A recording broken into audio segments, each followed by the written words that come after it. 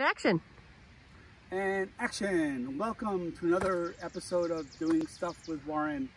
And I'm Warren. And so a lot of people have asked where Marianne is growing all of her produce that we use at the restaurant. So I wanted to show you our backyard.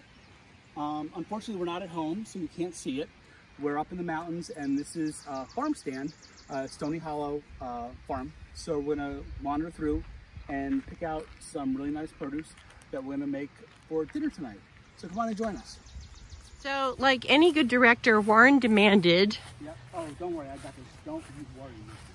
I'm not worried, but I am filming. Already? Of course already. Because, you know, your unscripted moments. Okay. All right, so it's official. So, if anybody has ever studied Francis Ford Coppola, or Alfred Hitchcock, or Michael Bay, one of the things they have is a B-roll. And this is my version of a B-roll in front of our beehives.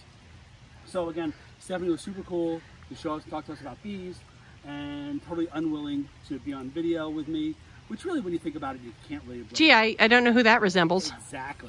So these are our Stony Hollow Farms beehives, and they have bees in them, and honey, and... We're not touching them.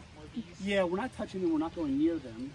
On my list of things to do actually is to get a couple beehives for our house so that we can, you know, help pollinate the area and that kind of stuff, because bees are important too. So it looks like we've got 1, 2, 3, 4, 5, 7 bees. Wait, this one's slightly cracked. Ooh, here, look, you can peek inside this one. Here, if you bring the camera over here, it doesn't look like a beehive, it looks like moss or something. I don't know. Maybe they're resting. Not in use right now? Yeah, maybe. Oh, this is the company that we're. Yeah, they're the beehive people. So be safe. Be safe, beware. Be tuned. Yeah. Be flat. Oh God. Stay Bye. zesty.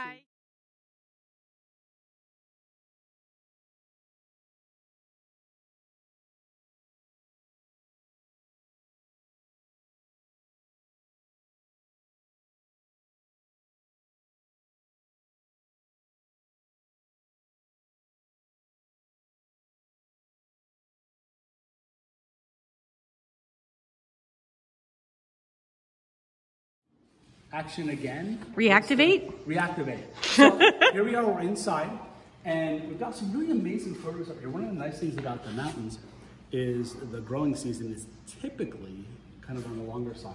So one of our friends that's with us is a vegetarian. So what I'm going to do is go through and kind of pick some beautiful stuff. We're going to do a nice stir fry, maybe with some rice for dinner tonight. And I guess then we'll probably have to have ice cream for dessert. So let's take a look and see what we've got. And they're beautiful zucchinis and yellow squash. And even though I have a grudge against yellow squash, we're gonna buy some. That's a whole nother story. Gosh, look how beautiful these are, huh? They're pretty amazing. So we'll get some yellow squash and definitely some onions, because what I was told, and I believe it, is that you can tell how good a chef is by how many onions they use. So I believe it because I use a lot of onions. And definitely some chili peppers, because my vegetarian buddy likes things spicy. And Italian beans are really stunning too. And these are the flat beans, which is really super nice. We kind of cut them on a bias and blanch them and toss them in a pasta. And we definitely need a couple tomatoes, because tomatoes. And they smell like tomatoes, which is really kind of nice. Not like the ones, well, I guess you all aren't old enough to remember. But what used to happen is you'd get tomatoes in these little cellophane packages, and they were kind of green and they were kind of hard and they were at best tasteless. So, but what's been really nice over the last bit is that people are actually growing food again. So that's really pretty awesome. Really appreciate it. Definitely some beets, because beets are cool. So, but I always have this. What thing color? With beets. These are purple and yellow, and I have this thing with beets and goat cheese. So someplace we're gonna have to find some goat cheese. We'll put that on our list. Any daikon? We're I love daikon, even if it's just a nosh on. Daikon, so there's your answer. Definitely getting daikon. And a cabbage, because cabbages. Oh man, feel how solid this is too. These are really pretty. Yeah, these are nice. Easy with the cabbage. And what else do we have here? So check out all the other cool stuff they've got here too. They've got some beautiful pottery. and plates and things here. So Honey. when we get all this, oh, let's check and see what's in the refrigerator too. Come on, let's check in the refrigerator too. Oh, check this out. So my grandparents had a pot like this when we were growing up. I'm just gonna make everybody totally dizzy by. And we make lobsters in there. But anywho, I digress. So we also have a refrigerator freezer that has nothing in that part. Actually, it's a cash register. Oh, and they've got oh, check this out, blackberry Serrano soda. How amazing is that going to be? And it's from Waynesville. So I was actually going to be named Wayne instead of Warren. So we definitely have to get that. I'm having a mom moment. And let's see what else is here. Lavender lemon. Oh, definitely peach soda. There's 4 of us, so we'll get 4 different sodas. Raspberry cream soda. Let's get one more. Lavender lemon. Let's try that one. So this is our loot for the day, including a bunch of these kind of cool sodas and some beautiful produce. And when we get back to the cabin, we'll make dinner. One of the things we really have to respect is our farmers. And it's hard. My family had a farm up in Lebanon, Connecticut. So Marianne and I were here a couple of years ago, and all these were filled with blueberries. And we were within the same week or so we were here. And if you look now, there's nothing growing. So there's like 2. Have it tough. So make sure you can visit your farmers, appreciate what they do, because really with no farms, we won't have any food. No farms, no food. But wait, behind us, keep going. Oh, here's an orchid. Oh, check this out, peaches.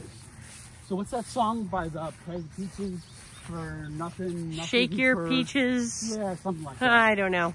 There's a lot of bad peach jokes. So there are some peaches that are growing. Wow. Check how big some of those are. Come on, size reference. And your head versus the peach. So they're almost ripe. They're still a little firm. They've got some that are unfortunately rotting on the vine. I don't know what kind of rain they've had up here. But again, kudos to these folks for all the work they do and making sure we can eat and have some amazing organic produce. Yum. Right. And action again still. So big shout out to Stony Hollow Farms. They invited Marianne and I up here to do a little shooting for them, a little video. Stephanie was gracious enough to show us around, show us what she's got planting, and more importantly, tell us about the trials and tribulations of being a farmer, which makes me not want to be a farmer. The amount of work that's involved in this is insane. It looks beautiful, it looks easy.